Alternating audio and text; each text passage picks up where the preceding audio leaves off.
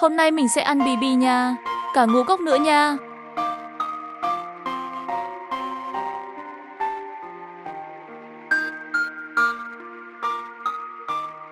Ăn bì bì trực.